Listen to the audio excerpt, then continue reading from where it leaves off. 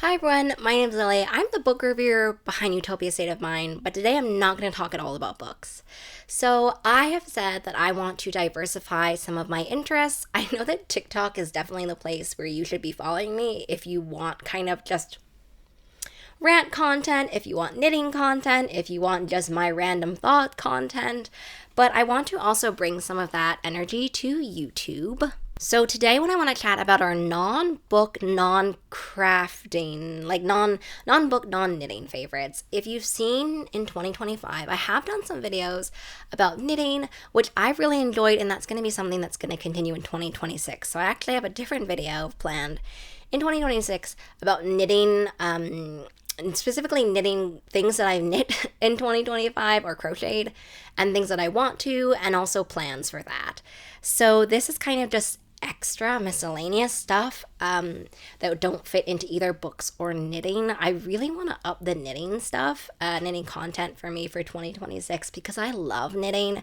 It's kind of my main hobby besides reading, and so I really love it. I also think the Venn diagrams, right, between knitting, crafting, crocheting, and reading are so close. I also listen to audiobooks when I knit, crochet, and also make clay earrings, so I just think it makes sense as a natural expansion of my hobbies and interests.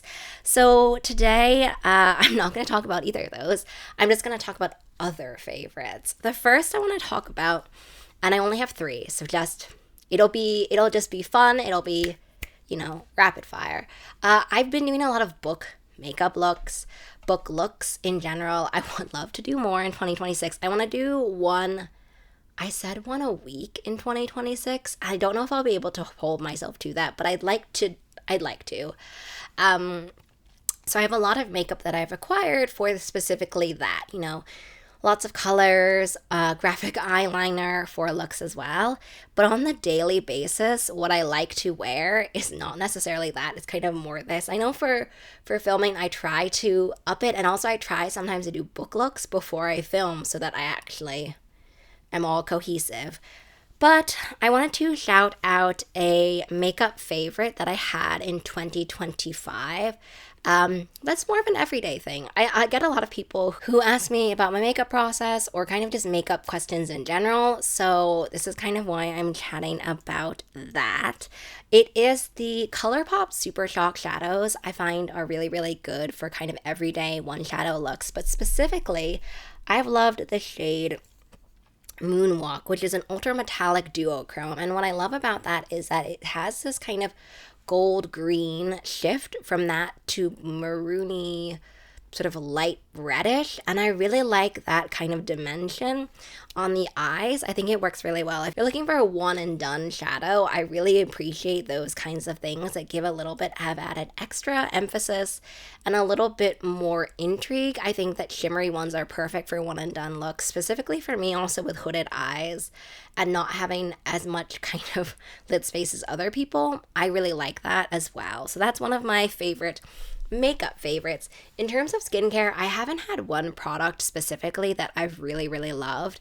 In general, in 2025, I tried to be better about skincare and also be better at looking at the quality of the ingredients and not introducing too many at one time. There's always a tendency when you get a new product or when you get a new thing that you want to try out to kind of incorporate them all at once. That's not what you do. So I made a goal to myself the 15th and the end of the month, I can, if it makes sense, add in either a new product that I've run out of or kind of just a new thing in general. And that's what I've been going through. But there hasn't been a single product, I think, that has really stood out, I guess. I've been flipping between moisturizers and sunscreens and things like that. But there hasn't been a single skincare product where it's like, okay, this is the best of the best, right? This is the thing that I would continue to repurchase over and over again. Although I have liked the Pharmacy 3, I don't remember the percentage, but the TXA, I'll try to put a photo here. I have liked that and have used it and then also repurchased that one. So maybe that. In terms of other 2025 favorites, I've been trying to diversify my style and to elevate that and to feel better about it in 2025. I think that I've done that a lot by expanding my basic pieces in terms of pieces that I'd like to use in a variety of different outfits, but also with intentionality, right? Not just buying things that are very trendy, but think about this is what I could use in XYZ. And so one main thing I've been doing is jewelry. I think you can tell a lot about a person in terms of their jewelry. I obviously really love clay earrings, which I make. But in terms of jewelry, I've really been enjoying this designer, Liz Fox Roseberry. These kinds of behind or in front of ear things. I had a really early prototype when I first started making clay earrings where I did that because I thought it was really cool. I had never really seen that, but I did that. And then I saw these, which are done with so much better execution and skill. I think eventually I will try to go back to my original idea for the first one and re-workshop that one. But in general, I really loved these, and I've gotten a few different pairs since then. This is probably my most worn pair, though, and my most complimented to date pair. And then the next designer that I keep mentioning and I've mentioned in the past is Italia McChang. I have these two specifically pairs of earrings that I love from her. I will post photos here of them in more detail, but I love the kind of attention to the design, but also the slightly more alternative design in them. I really love that. I love having a nice kind of subtle but statement design to it, I guess, if that makes any sense, right? I love that it's a gold dagger. I love that it blends in with my outfit, but if you look, it's actually a sword.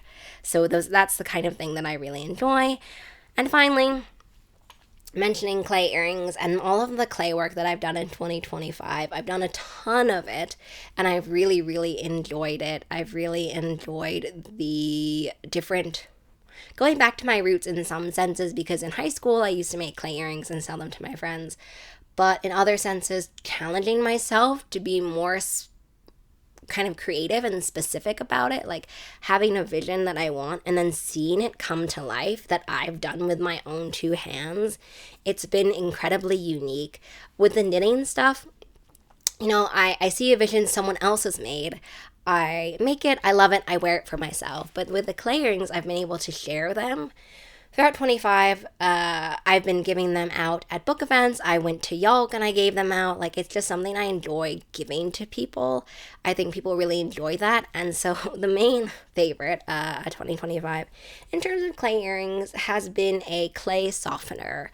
I have do a lot of stuff with my wrists in terms of knitting and crocheting and also clay making. So I got myself a pasta machine that I can roll the clay through to condition it, but it still helps to get softened before that stage. And when I'm rolling stuff, I get bruises here from that. And so the clay softener, just a few drops, is absolutely perfect to stop the pain from that. Normally it's really bad, so I can only do it maybe once a week. But this definitely helps a lot. So those are kind of my miscellaneous non-book, non-knitting favorites that I wanted to chat about. And consider this a signal that there'll be more content like this coming in 2026 for you all, because I think it's important to showcase the multiple facets of my personality as not someone who only reads. Okay, so have a great rest of your year reading. Have a great rest of your day, week, month, and year. I feel weird saying that without saying your reading day, week, month, and year, but we're not talking about books, so it's a little bit different.